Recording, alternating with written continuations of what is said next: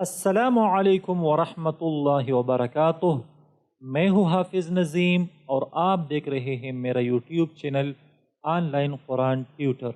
अल्हम्दुलिल्लाह, हमने तख्ती नंबर 1 का दूसरा हिस्सा मश्क मुतफ़र्रिक़ शुरू किया था और इस हिस्से में हमने मुख्तलिफ़ हुरूफ़ों की मखारिज को पढ़ लिया था। मखारिज के हवाले से ये सबसे आखिरी वीडियो है और इसमें हम इंशाअल्लाह बकिया हुरूफ़ की मखारिज को पढ़ेंगे।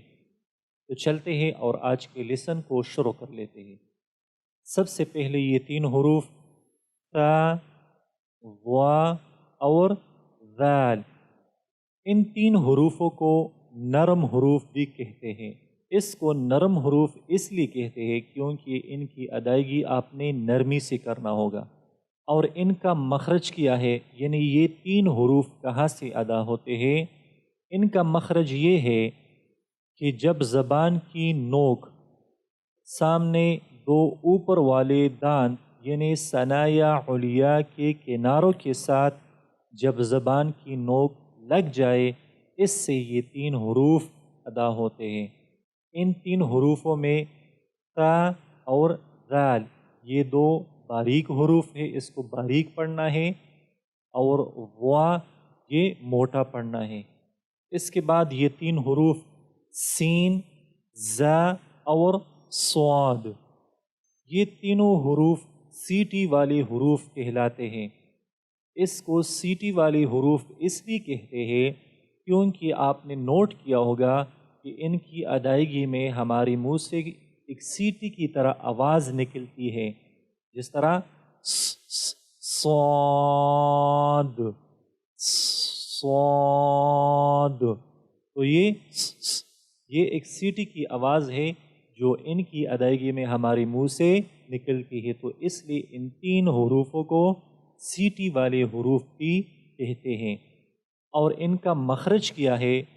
इनका मखरज ये है कि जब ज़बान की नोक सामने नीचे जो 2 दांत है जिसको सनाया सुफला कहते हैं, इनके किनारों के साथ जब हमारी ज़बान की नोक लग जाती है, इनसे ये 3 हुरूफ अदा होते हैं। ये बात याद रखें कि दांतों में नीचे सिर्फ ये 2 दांत मखारिज में इस्तेमाल होते हैं, बाकी मखारिज में नीचे कोई भी दांत इस्तेमाल नहीं होता। सीन और ज़ा ये बारीक हुरूफ है, इसको बारीक पढ़ना है, और स्वाद ये मोटा हरफ है, इसको आपने मोटा पढ़ना है। अब सबसे आखिरी जो 4 हुरूफ है ये होंठों से अदा होते हैं, द लिप्स, और इसको अरबी में अशफ़तान कहते हैं, अशफ़तान। ये 4 हुरूफ कौन से हैं?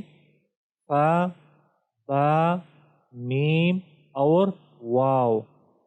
सबसे पहला हरफ है फा। जब सनाया उलिया नीचे होंठ पर लगते हैं, इससे फा अदा होता है, फा। तो फा की अदायगी में आपने नोट किया होगा कि जब आप फा अदा करते हैं तो सनाया उलिया यानी ऊपर 2 दांत नीचे होंठ पर लगते हैं, तो इससे फा अदा होता है, फा। इसके बाद है बा। जब दोनों होंठों के अंदर वाले गीले हिस्से आपस में मिलते हैं तो इससे बा अदा होता है, बा, बा। मीम। जब दोनों होंठों के बाहर खुश्क हिस्से आपस में मिलते हैं तो इससे मीम अदा होता है, मीम, मीम। अब सबसे आखिरी हरफ है वाव गैर मद्दा। वाव गैर मद्दा दोनों होंठों को गोल करने से अदा होता है। जब हम दोनों होंठों को गोल कर लेते हैं, इससे वाव गैर मद्दा अदा होता है। अब वाव गैर मद्दा क्या है और वाव मद्दा क्या है, इंशाअल्लाह इनको हम आगे तख्तियों में पढ़ेंगे। अलिफ मद्दा, वाव मद्दा और या मद्दा, और इसी तरह इनकी मखारिज को भी हम पढ़ेंगे। तो फ़िलहाल के लिए आप सिर्फ ये याद रखें कि वाव गैर मद्दा ये होंठों को गोल करने से अदा होता है, और ये चारों हुरूफ बारीक हुरूफ है, सबको आपने बारीक पढ़ना है, किसी हरफ को भी आपने मोटा नहीं पढ़ना है। تو اس کے ساتھ ہمارے کل مخارج ختم ہو گئے۔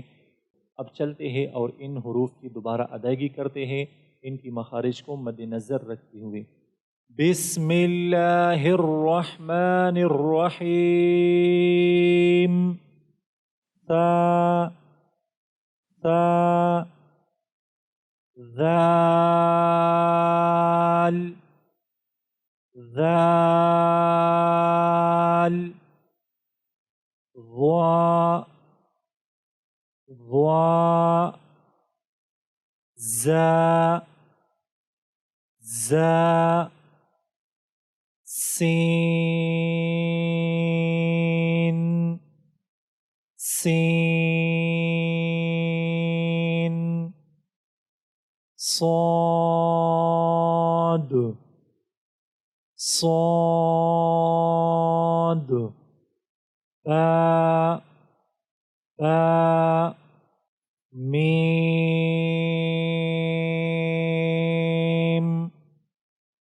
میم واو واو